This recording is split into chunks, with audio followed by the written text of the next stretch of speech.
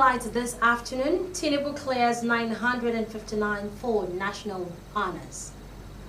Former Vice President Dr. Sibanja calls for overhaul of legal judicial philosophy, and new INEC chairman faces pressure to rebuild trust after flood 2023 election. Good afternoon and thank you for joining us on the news at 3. Today the 10th of October 2025. I am Ubili Cheats. Yeah. Do you love and care about Rstv and a piece? Let's build and take it to greater height. For this is a task we must accomplish. Now the details of our report. No fewer than 1,000 women in Rstv have received small business grants as part of a national empowerment program led by Nigeria's First Lady Senator Oluremi Tinubu. The initiative, known as the Renewed Hope Initiative, RHI, aims to help women expand their businesses and improve family income. Tamara Barabi has the rest of the report.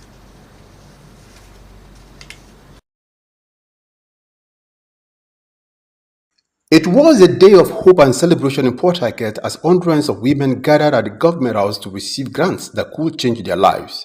Alongside the financial support, a free medical outreach was held for participants providing basic health care and screenings. The program, the Renewed Hope Initiative Women Economic Empowerment Scheme, is a partnership between the First Lady's Office, the Tony Elumelu Foundation, and the Rivers State Government. Each woman pre-selected received 50,000 naira to recapitalize or expand small businesses. Representing Nigeria's First Lady, Lady Valerie Fubara, wife of Rivers State Governor, praised the women for their resilience and urged them to use the grants wisely. Let me emphasize that this is not a loan. It is a grant and a seed of renewed hope to help you recapitalize your existing businesses. It is my firm belief that when you empower a woman, you empower a household, a community, and indeed a nation. While the Tony Elumelu Foundation contributed 1 billion naira to the initiative to benefit women in 36 states and the Federal Capital Territory, the Rivers State Government increased the number of initially determined beneficiaries from 500 to 1,000, providing the fund, a move now described as part of effort to strengthen women's role in states' economy. I thank the Tony Elumelu Foundation, who donated 1 billion naira to the Renewed Hope Initiative to directly support 18,500 women across the nation. At this program today, all 500 beneficiaries will be given 50,000 naira each, courtesy of the Tony Elumelu Foundation and the RHI partnership. In deepening the gains of this partnership, the Rivers State Government is also giving 50,000 to yet another 500 batch, making a total of 1,000 women who will be receiving these grants. This collaboration has come to represent a commitment to improve the economic capacity of women in the states, and I urge other well-spirited organizations, corporate entities, and business interests to emulate this noble gesture by partnering with RHI. Deputy Governor Ngozi Odo and retired Justice Mary Udeli commended the First Lady and Lady Valerie Fubara for complementing government's effort in poverty reduction and economic inclusion. The Renewed Hope Initiative was launched in 2023 as part of Senator Tinubu's drive to promote entrepreneurship among women and improve livelihood at the grassroots. Tamun Nobarabi Ibulubo, Rstv News. An ad hoc committee to conduct a comprehensive personnel audit and verification of staff across the 23 local government areas of the state has been inaugurated. The committee constitutes of members of the Rivers State Local Government Service Commission, representatives of the Council Chairman, Nigerian Union of Local Government Employees, Association of Local Government Chairmen of Nigeria, the Head of Service, and the Accountant General of the state. This report is presented from the studios. Take a look.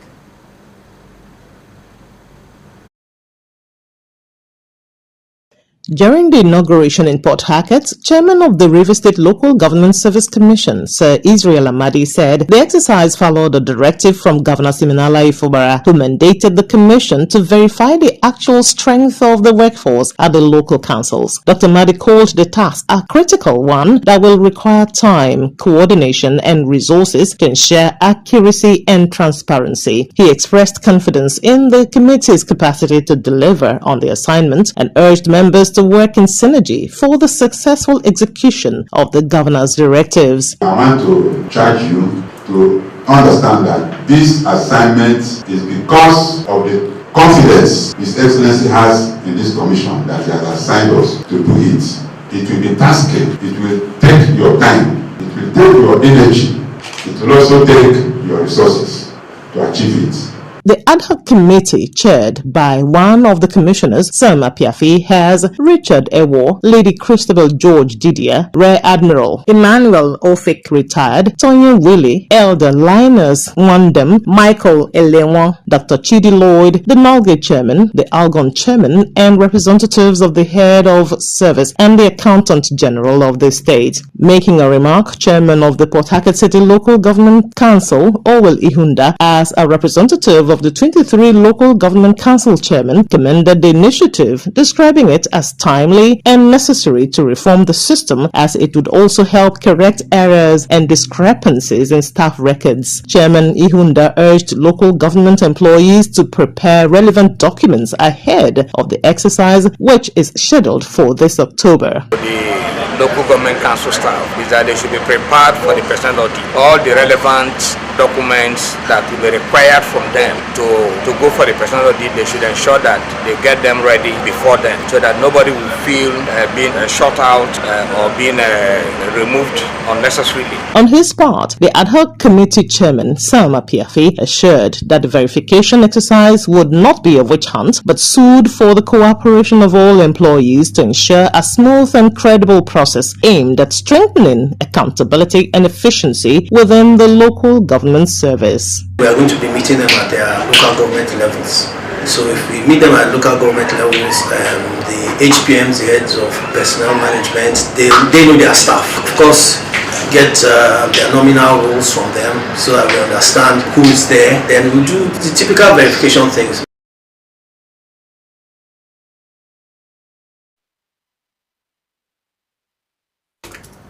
President Bola Tinubu has approved the conferment of 959 national honors and endorsed reforms to strengthen the funding framework for the Nigerian Police Force.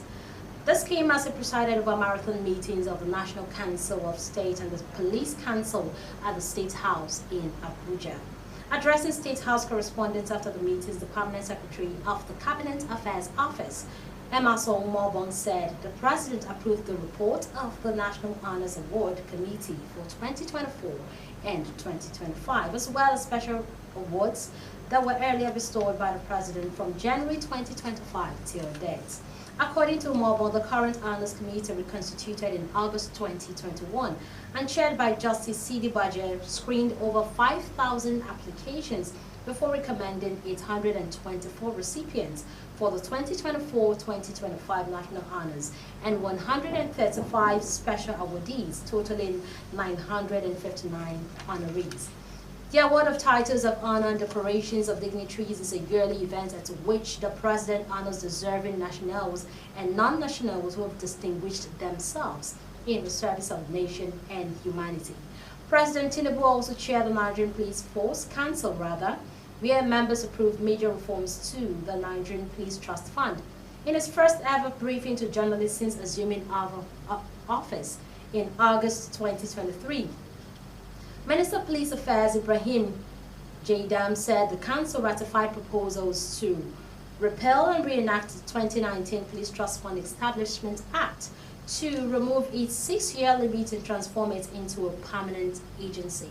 He explained that the council further approved an upward review of the Police Trust Fund's allocation from 0.5% to 1% of the Federation account, as well as a directive to the Attorney General of the Federation to incorporate all resolutions into an executive bill for submission to the National Assembly. Former Vice President Yemi Osibanjo has called for a comprehensive overhaul of Nigeria's legal and judicial philosophy, faulting the present tendency of courts to elevate procedural technicalities above the pursuit of substantive justice. Osibanjo, a senior advocate of Nigeria and professor of law, made a call in Ilorin, the Kwara State capital, during the second Professor Yusuf Ali annual lecture organized by the Kwara State University, Kwaso Malete. He argued that the primary objective of any justice system should be to serve the people and uphold fairness, not to celebrate procedural rigidity or technical loopholes. Citing examples from other jurisdictions, the former vice president noted that even English courts, from which Nigeria's legal traditions were inherited, have evolved beyond rigid proceduralism by allowing amendments at any stage of proceedings to ensure justice is ultimately served. He warned that Nigeria's fixation on outdated technicalities not only hinders the dispensation of justice but also erodes public confidence in the judiciary. He urged legal practitioners, academics, and policymakers to engage in critical and decolonized thinking towards reforming legal education, legal practice, and overall administration of justice. The federal government and the Manufacturers Association of Nigeria has reaffirmed their commitment to addressing bottlenecks in Nigeria's export sector, fixing the export expansion grant scheme and promoting non-oil trade as a key driver of the country's economic growth and development. Speaking at the annual general meeting and public discourse of the Manufacturers Association of Nigerian Export Promotion Group held in Lagos, Minister of Industry, Trade and Investment Jumoke Oduwole said that the government was determined to resolve the long-standing challenges affecting exporters, particularly those related to the EEG scheme. Oduwole, represented by the Assistant Chief Commercial Officer in the Federal Trade Ministry, Hajara Usman, said the ministry was fully aware of the difficulties confronting exporters and is working with the private sector to find lasting solutions. She said the Federal Ministry of Industry, Trade and Investment is strengthening interagency coordination to eliminate duplications and reduce bureaucratic bottlenecks. Oduwole revealed that the ministry has set up a technical working group to address concerns surrounding the EEG and to clear outstanding claims. Oduwole explained that Nigeria's participation in the African Continental Free Trade Area required decisive action to overcome non-tariff barriers, weak industrial capacity, and poor infrastructure. The event themed difficulties in export trading under multilateral trade agreements, a threat to AFCFTA implementation, draw participants from the public and private sectors, academia, and development agencies. Professor Joash Amopitan's appointment as chairman of the Independent National Electoral Commission on Thursday sets the stage for a major leadership test as they inherit an electoral system dogged by controversy, low voter confidence, and pressure to deliver credible elections.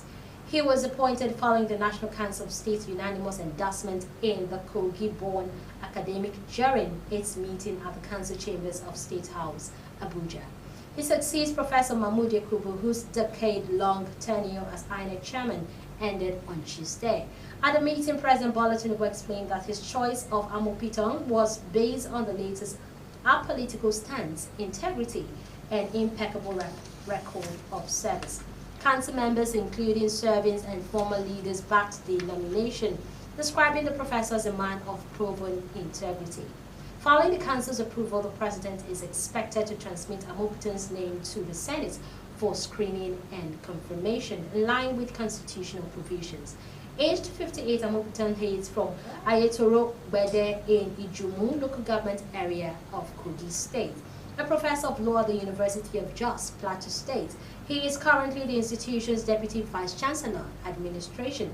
Also, he serves as a Pro-Chancellor and Chairman of the Governing Council of Joseph Ayo Babalola University in Osun State. You're also watching the news at 3 now. Time for a short break. Do you love and care about every state and a peace? Let's build and take it to greater heights. For this is a task we must accomplish. Still to come on the news. Israel begins withdrawing from parts of Gaza after ceasefire hostage release deal approved. And in sports, Nigeria's World Cup hopes rise after CAF adjusts qualification criteria. Details of these and more when we return. Please stay.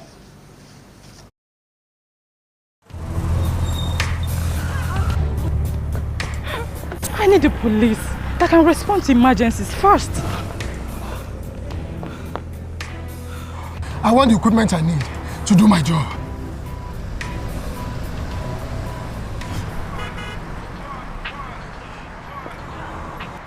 I want a police that won't harass or arrest me for no just reason. I want to be valued for my work, not feared by honest people. I want a police that won't ask me anything for the boys. I want a decent salary that is paid on time. If it happen with good laws, proper funding, training, and cooperation. If it happen. If it happen. If it happen. This is Rstv World News. We bring you world-class news, accurate, first-hand, entertaining, balanced analysis. Rstv, Channel 22 Port Harcourt.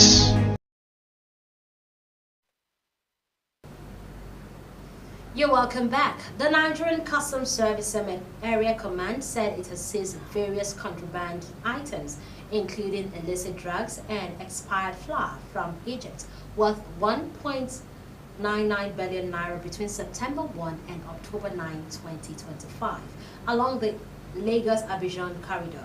Addressing journalists during his maiden press briefing at the command in Semeboda, the Customs Area Controller Wale Adenuga explained that the expired flour, 10,000 bags with a duty-paid value of 1.2 billion naira, was conveyed in 5 trucks.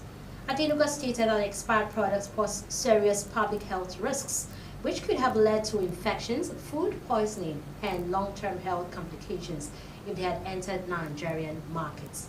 The Semi-Customs boss said that within the review period, the command seized 1,104 parcels of cannabis sativa and 120 packs of tramadol, adding that 2 suspects had been handed over to the National Drug Law Enforcement Agency for further investigation.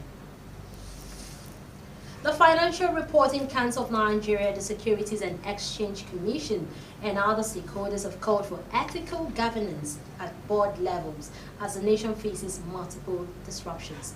This call was made at the 20th Anniversary Corporate Governance Conference of the Society for Corporate Governance Nigeria with the theme Strengthening Ethical Governance in a Disrupted World, Reflection and Governance Journey for a Sustainable Future. The SCGN conference marked 2 decades of promoting integrity, transparency, and responsible leadership. It provided a platform for regulators, board leaders, and governance professionals to explore practical strategies for building resilient, ethical, and future-ready institutions. The Executive Secretary and Chief Executive Officer of FRC, represented by the Coordinating Directorate of Corporate Governance and Inspections and Monitoring, Titus Osawe, highlighted several emerging challenges threatening ethical governance in Nigeria. He identified issues such as knowledge gaps, greenwashing, data manipulation, digital disruption, artificial intelligence, and digital assets, stressing that organizations must demonstrate their commitment to ethics and integrity through strong ethical leadership and sound governance. Drama unfolded on board an Ibom Air flight after an unidentified male passenger was arrested by aviation security officers and handed over to the police for allegedly stealing 290,000 naira from a foreign national's luggage in the aircraft's overhead compartment. The incident, which occurred before the flight's departure from Lagos to Abuja, reportedly caused a commotion that required the swift intervention of security personnel to restore order.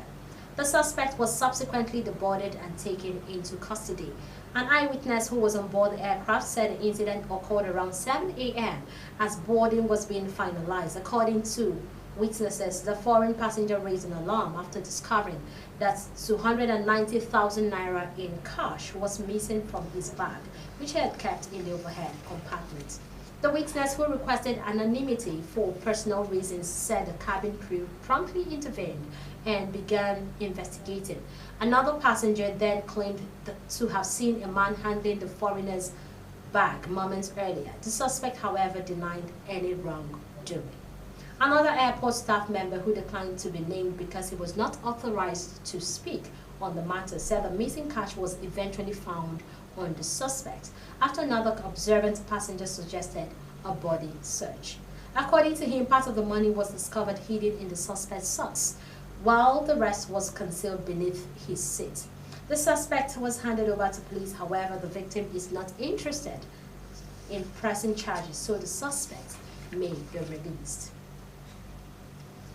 On the foreign scene, the World Health Organization (WHO) has voiced deep concerns over gaps in India's drug safety regulations following the death of 20 children from contaminated cough syrups. It has also warned that such medicines could reach other countries through unregulated distribution channels. The deaths reported from Madhya Pradesh and Rajasthan states over the past month have been linked to 3 cough syrups, samples of which have been found to contain dihydrogen glycol, a toxic substance found in industrial solvents. India has arrested the owner of the pharma company behind the contaminated syrup, ordered a halt to production, and launched an investigation. Many states have banned these cough syrups, while some have prohibited the use of all cough and cold syrups for children under the age of 2. Israel has approved the first phase of a Gaza deal, which will lead to a ceasefire and the release of hostages, Prime Minister Benjamin Netanyahu's office says. A ceasefire was due to come into effect once the Israeli cabinet had given its approval, but eyewitnesses tell newsmen there were airstrikes in parts of Gaza overnight. Under the agreement, Israel's military will partially withdraw from Gaza. It has 24 hours to do so. Hamas will then have 72 hours to release all Israeli hostages, while Israel will release hundreds of Palestinian detainees. Once the deal is operating, airstrikes will surge in to help Gaza's 2 million people, most of whom have been displaced. The mood in Gaza this morning is a mixture of hope and fear as Israel begins its partial military withdrawal, writes Gaza correspondent Rashid Abdullah. On the entertainment scene, gospel singer Lilian Neji has been announced as the winner of the Climber Awards for African Outstanding Music Minister of the Year 2025 stage category. Solomon Richard brings us from more details from the entertainment scene. His report.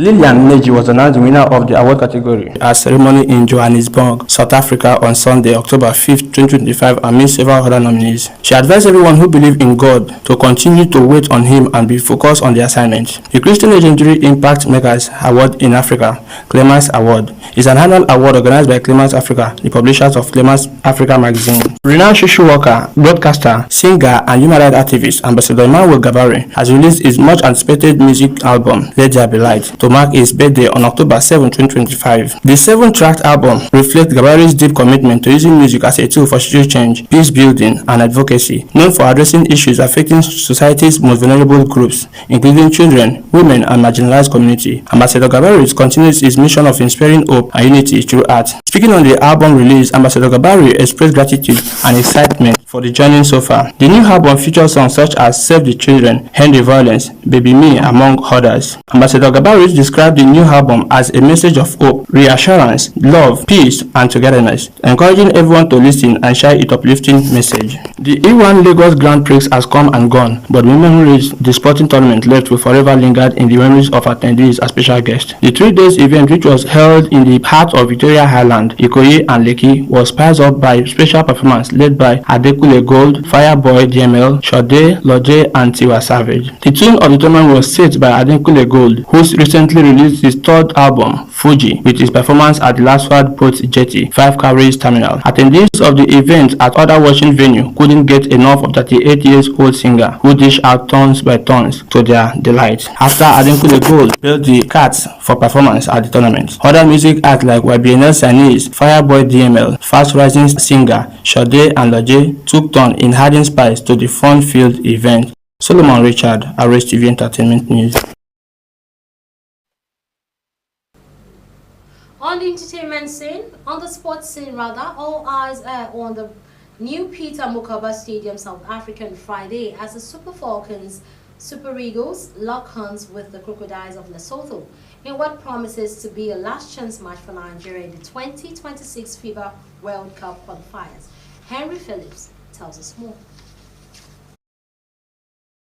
The Super Eagles were almost certain to miss out the consecutive World Cup finals after their September 1-1 draw against South Africa Bafana. However, they were handed a lifeline when South Africa were docked points for fielding an ineligible player, narrowing the gap at the top of Group C. The ruling left Nigeria 3 points adrift of Benin and South Africa with 2 games remaining, reshaping the qualification race and keeping Nigeria's hopes alive. With several teams still mathematically capable of topping the group, a win in Polokwane is essential if the Super Eagles are to keep their campaign alive.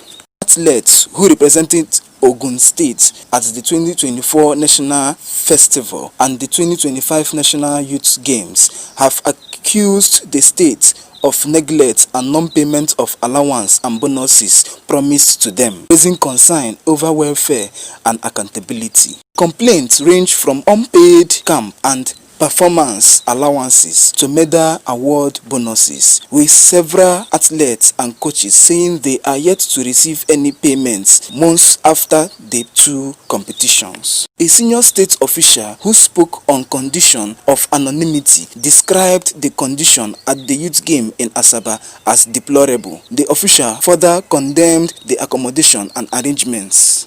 He added that the basic needs were neglected, there were no tracksuits given to the athletes throughout the games, and there was no visible presence of government officials until a few days before the end of the event. Parents of the athletes pleaded with the state to intervene and improve conditions for participants. Anthony Joshua has agreed to fight towering Russian heavyweight Aslanbek Makhmudov in 2026, with 6 feet 5 inch star claiming the former 2-time world champion accepted the challenge during an exchange. Makhmudov, who is set to face British veteran Dave Vallen in a headliner this weekend in Sheffield, revealed he had offered himself to Joshua's next opponent. The Watford native responded positively. Joshua is being lined up for the comeback fight in Nigeria early next year, following his loss to Daniel Dubois in the World Heavyweight title bout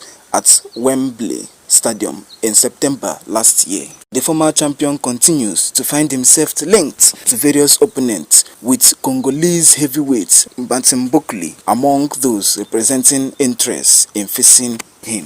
Henry Phillips, Rstv Sports News. Do you love and care about Reverend State and peace? Let's build and take her to greater heights. But this is a task we must accomplish. And that's it on the news at 3. Join us for more reports at 7:30 p.m. I am Ubili Jute Yara. Good afternoon.